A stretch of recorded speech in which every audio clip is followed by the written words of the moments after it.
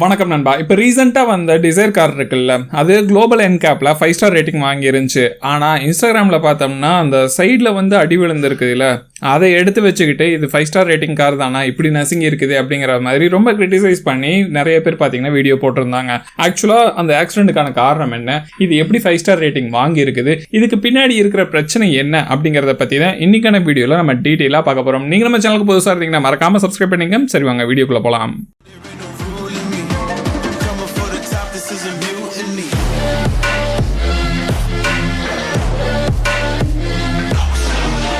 முதல்ல ஒரு விஷயத்த மைண்டில் வச்சுக்கோங்க. 5 ஸ்டார் ரேட்டிங் வாங்கின கார் எல்லாமே பில்டு குவாலிட்டி வந்து அவ்வளோ சூப்பராக இருக்கும், ட்ரக்கே மோதினாலும் எதுவுமே நடக்காது, எதுவுமே ஆகாது அப்படின்னு நினச்சிங்கன்னா அது கிடையாது. 5 ஸ்டார் ரேட்டிங் கொடுக்கறதுக்கான விஷயங்களும் நிறைய இருக்குது. அந்த டெஸ்ட்டில் பாஸ் ஆயிடுச்சுன்னா அந்த வண்டி பார்த்தீங்கன்னா 5 ஸ்டார் ரேட்டிங் வந்து கொடுத்துட்றாங்க. இப்போ எதுவும் இல்லை, 5 ஸ்டார் ரேட்டிங் வாங்கின ஷிஃப்ட் காரையும் இல்லை 2 ஸ்டார் 3 ஸ்டார் ரேட்டிங் வாங்கின ஒரு லக்ஸுரி காரையும் கம்பேர் பண்ணிங்கன்னா லக்ஸுரி காரோட பில்டு குவாலிட்டி, அந்த வண்டியோட இன்டெகிரிட்டி அப்படின்னு பார்த்தீங்கன்னா அது வேற மாதிரி இருக்கும், அதோட ஸ்ட்ரக்சரே வேற மாதிரி இருக்கும். பட் இங்கே இருக்கிற பேசிக் மாடல்ல பட்ஜெட்ல இருக்கிற கார்கள்ல பாத்தீங்கன்னா 5 ஸ்டார் ரேட்டிங் வாங்கியிருந்தாலும் அந்த அளவுக்கு இன்டெகிரிட்டி வந்து இருக்காது அப்படிங்கறத மைண்ட்ல வச்சுக்கோங்க. சரி வாங்க வீடியோல ஒவ்வொன்றா பார்க்கலாம். முதல்ல இந்த ஷிஃப்ட் கார் டிசைர் இருக்குது இல்ல, அந்த காரை டெஸ்ட் பண்ண ஸ்பீட் அப்படின்னு பாத்தீங்கன்னா வெறும் 64 km/hங்கிற ஸ்பீடு தான். இது ஷிஃப்ட் காருக்கு மட்டும் இல்ல, எந்த காரை கொண்டு போய் நீங்க டெஸ்டிங்க்கு கொடுத்தீங்கனாலும் இந்த ஸ்பீட்ல தான் இதை வந்து டெஸ்ட் பண்ணி பார்ப்பாங்க. அப்படி டெஸ்ட் பண்ணும்போது உள்ள இருக்கிற டம்மிஸ்க்கு எந்த அளவுக்கு அடிப்படுது அப்படிங்கறத செக் பண்ணி தான் உங்களுக்கு பாயிண்ட்ஸா கொடுத்து அந்த பாயிண்ட்ஸ்ல குறிப்பிட்ட பாயிண்ட்ஸ்க்கு மேல வந்துச்சுன்னா தான் ஸ்டார் ரேட்டிங் வந்து கொடுக்குறாங்க. இதுதான் பேசிக். ஸோ அப்போ இம்பாக்ட் அப்படிங்கிறது 64 km அந்த ஸ்பீட்ல தான் நடக்குது. இப்போ இன்ஸ்டாகிராம் வீடியோல பார்த்தோம்னா சைடு இம்பாக்ட்ல தான் நமக்கு கார்ல அடிப்பட்ட மாதிரி காட்டியிருக்காங்க. இப்போ சைடு இம்பாக்ட் எடுத்து பார்க்கலாமே. சைடு மொபைல் பேரியர் டெஸ்ட் இந்த வண்டியில 50 km/h ஸ்பீட்ல தான் சைடில் முட்டை வச்சு எடுத்து பார்க்குறாங்க. டெஸ்ட் ரிசல்ட்டை, லேப் ரிசல்ட் தான் இது எல்லாமே. அப்படி பார்க்கும்போது இந்த கார் பார்த்தோம்னா சைடு இம்பாக்டை வந்து தாங்கி இருக்குது 50 km ஸ்பீட்ல. அதுவே பார்த்தீங்கன்னா போல் டெஸ்ட் எல்லாம் எடுப்பாங்க. இதுலயே அந்த போல் டெஸ்ட் என்னன்னு பார்த்தோம்னா ஒரு 29 km/hங்கிற ஸ்பீட்ல வண்டி சர்ன்னு போயிட்டு ஒரு போல் மேல இடிச்சதுன்னா வண்டியோட இன்டெகிரிட்டி எப்படி இருக்குது, வண்டியில உள்ள இருக்கிற பேசஞ்சர் அதாவது டம்மிஸ்க்கு வந்து எந்த அளவுக்கு அடி விழுது அப்படிங்கறத தான் எல்லாத்தையும் உள்ள ப்ராப்பரா செக் பண்ணுவாங்க.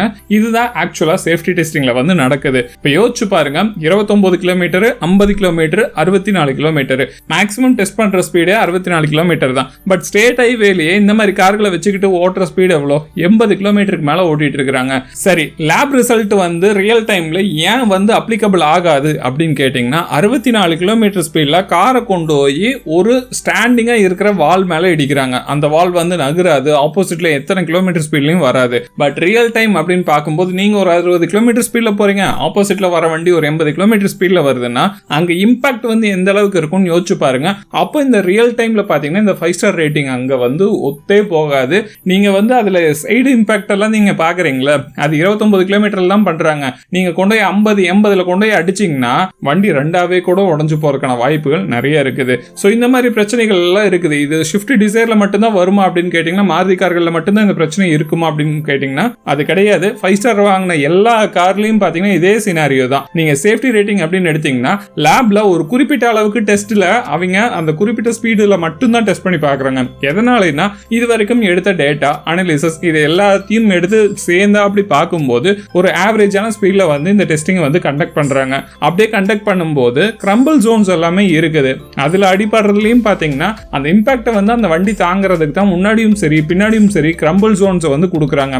அது இம்பாக்டை தாங்கும் போது தான் உள்ள இருக்கிற பேசஞ்சர் சேஃபா இருக்க முடியும். அதுவும் ஒரு விஷயம் இருக்குது. பட் இங்க நிறைய பேர் வந்து மிஸ் அண்டர்ஸ்டாண்ட் பண்ற ஒரு முக்கியமான விஷயம் என்ன தெரியுமா, கிரம்பிள் ஜோன்ல அடிபட்டுருச்சுனாவே அந்த கார் வந்து சேஃப் இல்லாத கார் அப்படிங்கிற மாதிரி மைண்ட் செட் வச்சிருக்காங்க. இப்போ ஒரு கார் வந்து ஆக்சிடென்ட் ஆகுது, ஒரு 80 km ஸ்பீட்ல வந்து நீங்க போயிட்டு இருக்கிறீங்க. அந்த 80 km ஸ்பீட்ல போகும்போது ஆக்சிடென்ட் ஆகும்போது வண்டியில இருக்கிற கிரம்பிள் ஜோன் வந்து கிராஷ் ஆகாம அப்படியே ஸ்டாட்டிக்கா நிக்குது. பில்ட் குவாலிட்டி அவ்வளவு சூப்பரா போட்டிருக்காங்க, அடிச்சு அப்படியே குத்தி அப்படியே நிக்குதுன்னா யோசிச்சு பாருங்க, அந்த 80 km ஸ்பீட்ல தான் நீங்களும் அங்க டிராவல் பண்ணிட்டு இருக்கீங்க. அந்த கார் அடிச்சு அப்படியே நிக்குது, அந்த இரும்பும் சரி உங்க உடம்பும் சரி ஒன்னா. நீங்க 80 km உங்க சீட் பெல்ட்டோட சேர்த்து இழுக்கும் போது போயிட்டு நீங்க ஏர் பேக்ல வந்து இடிச்சு நீங்க காப்பாத்திக்குவாங்களா அப்படின்னு கேட்டீங்கன்னா அதுக்கும் வாய்ப்பு கிடையாது. ஏர் பேக் பார்த்தீங்கன்னா நீங்கள் பக்கத்தில் போகும்போது அப்போ ஓப்பன் ஆச்சுன்னா ஒரு ப்ரொஃபஷனல் பாக்ஸர் அவரோட நார்மலான பஞ்சை விட அதிகமான இம்பாக்ட் வந்து ஏர் பேக்கை கொடுக்கும். அந்த அளவுக்கு பார்த்தீங்கன்னா ஏர் பேக் வந்து அந்த மில்லி செகண்டில் ஓப்பன் ஆகிறதும் கூட ஆக்சிடென்ட்ல தப்பிக்கிறவங்களுக்கும் ஃபேஸில் இம்பாக்ட் கொடுக்கறதுக்கான வாய்ப்புகள் அதிகமாக இருக்குது. ஸோ பில்டு குவாலிட்டி அப்படிங்கிறது பார்த்தீங்கன்னா இந்த ஷெல்லோட இன்டெகிரிட்டி தான் நாம வந்து சொல்லணும் முக்கியமாக. அதாவது ஒரு லாரி வந்து மேலே வந்து சாஞ்சுதுன்னா வண்டி பார்த்தீங்கன்னா சிலதெல்லாம் நசுங்கி இருக்குது. ஆக்சிடென்ட் வீடியோஸ் பார்க்கும்போது அது நமக்கு கஷ்டமாக இருந்திருக்குது. பட் நான் சொல்றது என்னன்னா உள்ள அந்த பாடியோட இன்டெகிரிட்டி இருக்குது இல்லை, அதை இன்க்ரீஸ் பண்ணி கொடுக்குறாங்களா அப்படிங்கிறத தான் முக்கியமாக பார்க்கணும்.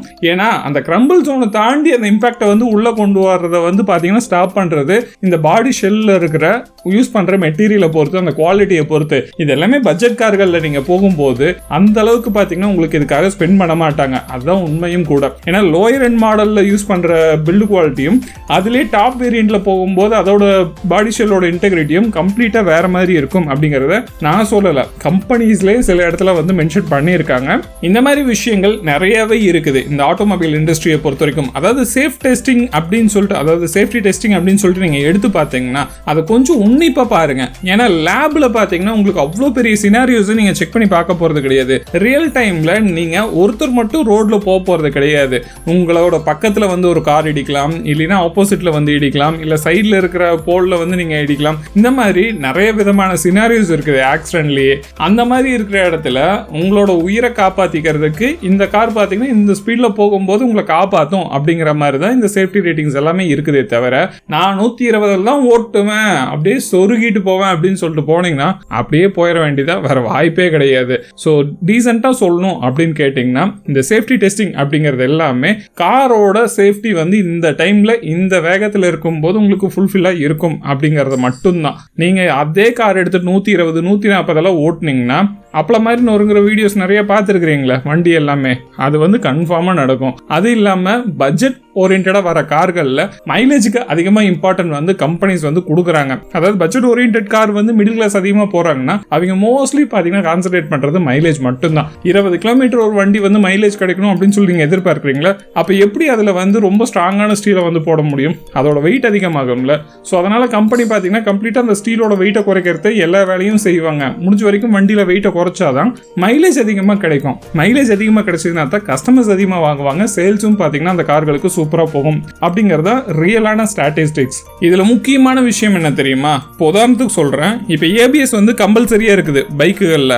ஆனா உங்களுக்கு வந்து பாத்தீங்கன்னா 200 சிசிக்கு மேல போச்சுன்னா ஒவ்வொரு கம்பெனியும் டியூல் சேனல் ஏபிஎஸ் வந்து கொடுக்குறாங்க. ஆனா அது நெசசரியான்னு கேட்டீங்கன்னா அது நெசசரியே கிடையாது. சிங்கிள் சேனல் ஏபிஎஸ் தான் மேண்டட்ரி. ஆனா ஏன் கம்பெனிஸ் வந்து சில இடங்கள்ல டியூல் சேனல் ஏபிஎஸ் வந்து உங்களுக்கு ப்ரொவைட் பண்றாங்கன்னு நீங்க நோட் பண்ணிருக்கீங்களா? ஏன்னா டியூல் சேனல் ஏபிஎஸ் கொடுக்கும்போது நீங்க சேஃப்டி இன்னும் அதிகமா இருக்குதுன்னு சொல்லிட்டு அந்த பைக்குகளை நீங்க எடுக்கிறதுக்கான வாய்ப்புகள் அதிகம். ஸோ அதுக்காக உங்களுக்கு டியூல் சேனல் ஏபிஎஸ் கொடுக்குறாங்களே தவிர சேஃப்டி அதுக்கப்புறம் நாம்ஸ் அப்படின்னு பார்க்கும்போது இதுதான் நாம்ஸ் இருக்குது. சிங்கிள் சேனல் ஏபிஎஸ் கொடுக்கணும் அப்படிங்கறத மேண்டட்ரி, டியூல் சேனல் ஏபிஎஸ் கொடுக்கணுங்கிறது மேண்டட்ரி கிடையாது. பட் அதையும் தாண்டி கொடுக்கறதுக்கான காரணம் கஸ்டமர்ஸ் அட்ராக்ட் பண்ணணும், இது வழியா உங்களுக்கு சேஃப்டி கிடைக்கும், இந்த பைக்கை நீங்க தாராளமா வாங்கலாம் அப்படிங்கிற ஒரு நம்பிக்கையை வந்து கொடுக்குறாங்க கம்பெனி. அவ்வளவுதான். ஸோ பேசிக்கான விஷயங்களை மட்டும் ஃபுல்ஃபில் பண்ணாங்கன்னாவே அது போதும். இந்தியன் கவர்மெண்ட்டுக்கு இங்க காசை வந்து சேல் பண்றதுக்கு அலோவ் பண்ணிடுவாங்க. உதாரணத்துக்கு சொல்லணும்னா 6 ஏர்பேக்ஸ் அப்படிங்கிறது மேண்டட்ரி அப்படின்னு சொல்லிட்டு நீங்க மைண்ட்ல வச்சிருந்தீங்கன்னா ஆக்சுவலான ministry of road transport and highways வந்து என்ன சொல்றாங்க அப்படின்னு நீங்க கேட்டீங்கன்னா இந்த 6 ஏர்பேக்ஸ் அப்படிங்கிறது அதாவது 8 சீட்டர் கார் பேசஞ்சர் கார்ஸ் வருது இல்ல, அதுக்கு தான் மேண்டட்ரி பண்ணியிருக்காங்க. இந்த ரூலை போட்டது அக்டோபர் 1 2023 இந்த ரூல் வந்து அப்ளை ஆயிருக்குது. இந்த ரூல் வந்ததுக்கு அப்புறம் சில எம்பிவி கார்கள்ல பாத்தீங்கன்னாலும் சரி, எஸ்யூவி கார்கள்ல பாத்தீங்கன்னாலும் சரி இந்த 6 ஏர்பேக்ஸ் வந்து மேண்டட்ரியை கொண்டு வந்திருப்பாங்க. அப்படி கொண்டு வந்தது வழியா அந்த கார்களை பார்த்த நம்ம மக்களுக்கு இது நல்லா இருக்குது, சுத்தி ஏர்பேக் இருக்கும்போது எல்லாரையும் கவர் பண்ண காப்பாத்தும்ல அப்படின்னு சொல்லிட்டு அந்த மாதிரியான கார்கள் மேல சில பேர் மோகமா இருந்ததையும் நோட் பண்ண கம்பெனிஸ் இப்ப வர எல்லா கார்கள்லயும், செடான் கார்லயும் சரி, அதுக்கப்புறம் இந்த காம்பாக்ட் எஸ்யூவி, இந்த எஸ்யூவின்னு சொல்லப்படுற கிராஸ் ஓவர் கார்கள்லயும் சரி, எல்லா கார்லயும் பாத்தீங்கன்னா மேண்டட்ரியாவே 6 ஏர்பேக்ஸ் வந்து கொண்டு வந்துட்டாங்க. ஸோ இந்த 6 ஏர்பேக்ஸ் அப்படிங்கிறது கவர்மெண்டோட ரூல்ஸ்ல அஃபிஷியலா தேவைப்படுற ஒரு ரூல்ஸான்னு கேட்டிங்கன்னா கிடையாது. கிடையாது, அதுதான் உண்மை. பட் எதுக்காக இந்த 6 ஏர் பேக்ஸை கொடுக்குறாங்கன்னா இட்ஸ் லைக் சேஃப்டி வந்து உங்களுக்கு காரில் கிடைக்கும் அப்படின்னு சொல்கிறது தான். ஏன்னா இதுக்கு முன்னாடிலாம் பார்த்தீங்கன்னா ஏர் பேக்கே இல்லாத கார்கள் தான் நம்ம மார்க்கெட்டில் எல்லாமே சேல் ஆகிட்டு இருந்துச்சு, பட்ஜெட் ஃப்ரெண்ட்லியான கார்கள் எல்லாத்துலேயும். ஸோ இப்போ கார்களோட ப்ரைஸ் எல்லாமே இன்க்ரீஸ் ஆகுதுன்னா இந்த மாதிரி விஷயங்களால தான் கொஞ்சம் கொஞ்சமாக இன்க்ரீஸ் ஆகிட்டு இருக்குது. ஸோ இதுதான் நான் கன்வே பண்ண வர விஷயம். கவர்மெண்ட்டோட செட் ஆஃப் ரூல்ஸை வந்து ஃபுல்ஃபில் பண்ணணும், அந்த இதுக்கு வந்து காரை வந்து ரெடி பண்ணி கொடுக்கணும் அப்படின்னு சொல்லி ஒரு கம்பெனி முடிவு பண்ணி கொடுத்தாங்கன்னா 4 lakh பட்ஜெட்லேயே மார்க்கெட்டில் கார்களை ரிலீஸ் பண்ண முடியும் கம்மியான பட்ஜெட்டில். ஏன்னா கவர்மெண்ட்டோட ரூல்ஸ் வந்து அப்படிதான் இருக்குது, அதை ஃபுல்ஃபில் பண்ணவே போதும் அப்படிங்கிற மாதிரி. பட் சில இடங்களில் பார்த்தீங்கன்னா சேல்ஸை இன்க்ரீஸ் பண்ணணும், மக்களுக்கு வந்து சேஃப்டி அப்படிங்கிறது கிடைக்கணும் அப்படிங்கிறதுக்காக சில விஷயங்களை ஆட் ஆன் பண்ணுறதுனால வண்டியோட ப்ரைஸும் அதிகமாகுது. அதுக்கேற்ற மாதிரி சில விஷயங்களையும் காம்ப்ரமைஸ் பண்ணி தான் கொடுக்குறாங்க அப்படிங்கிறத மைண்டில் வச்சுக்கோங்க. இன்கேஸ் நீங்கள் வந்து 1 கோடி ரூபாய் 2 கோடி ரூபாய் ஏன் 10 கோடி 15 கோடி செலவு பண்ணி கூட நீங்கள் கார் வாங்கிட்டு வந்து ஓவர் ஸ்பீடிங் பண்ணிங்கன்னா இறந்து போகிறது கன்ஃபார்ம் தான், அதில் எந்த ஒரு மாற்று கருத்துமே கிடையாது. ஏன்னா ரொம்ப ஹை காஸ்ட்லியான கார் வந்து உயிரை காப்பாற்றும் அப்படிங்கிற மாதிரி மைண்ட் செட்டில் இருந்தீங்கனாலும் அங்கேயும் பிரச்சனைகள் இருக்க தான் செய்யுது. ஏன்னா இங்கே வந்து எப்படி மைலேஜ்க்காக காம்ப்ரமைஸ் பண்ணுறாங்களோ ஹையர் அண்ட் மாடல் கார்களில் ரொம்ப அதிகமான லக்ஸுரி கார், அதுக்கப்புறம் literally sports car, SUV car, இந்த மாதிரி கார்களில் பர்ஃபார்மன்ஸை கொண்டு வரதுக்காக சில காம்ப்ரமைஸும் நடக்க தான் செய்யுது. ஸோ அதில் நீங்கள் சேஃபான கார் வேணும்னு தேடினீங்கன்னா மார்க்கெட்டில் ஆப்ஷன்ஸ் இருக்குது. ஆனால் அதுவும் பார்த்தீங்கன்னா பர்டிகுலரான சினாரியோஸ் மட்டும்தான் உங்களுக்கு சேஃப்டி ஃபுல்ஃபில்லாக கிடைக்கும். ஸோ ஓவர் ஸ்பீடிங் தப்பு, சீட் பெல்ட் போடாமல் வண்டி ஓட்டுறது தப்பு, இந்த மாதிரி ப்ராப்பரான ரூல்ஸை ஃபாலோ பண்ணி ப்ராப்பரான ஸ்பீடில் மெயின்டைன் பண்ணிங்கன்னா உங்கள் கார் வந்து உங்களுக்கு சேஃபான ஒரு விஷயமா இருக்கும் அப்படிங்கிறதுல எந்த ஒரு மாற்று கருத்தும் கிடையாது. 5 ஸ்டார் ரேட்டிங் அப்படிங்கிறது ஜஸ்ட் இந்த ரெஃபரன்ஸை பார்த்துக்கப்பா அப்படின்னு சொல்றது மட்டும்தான். மற்றபடி ரியல் டைம் ரோட்ஸில் இருக்கிற எல்லா கண்டிஷன்ஸ்க்கும் நம்ம தான் ரெடியாக இருக்கணும். இந்த 360 கேமரா இருக்குது, அடாஸ் ஃபீச்சர் இருக்குதுன்னு சொல்லிட்டு வண்டியை முறுக்குனீங்கன்னு வச்சுக்கோங்களேன், போயிட்டே இருக்க வேண்டியது தான். அதை தான் சொல்ல வரேன். ஓகே நண்பா, இந்த வீடியோ அவ்வளோதான். இந்த வீடியோ உங்களுக்கு பிடிச்சிருச்சுன்னா சொல்கிற மாதிரி தான் மறக்காம லைக், ஷேர், கமெண்ட் பண்ணுங்க. அடுத்த வீடியோவில் சந்திக்கலாம். டாடா.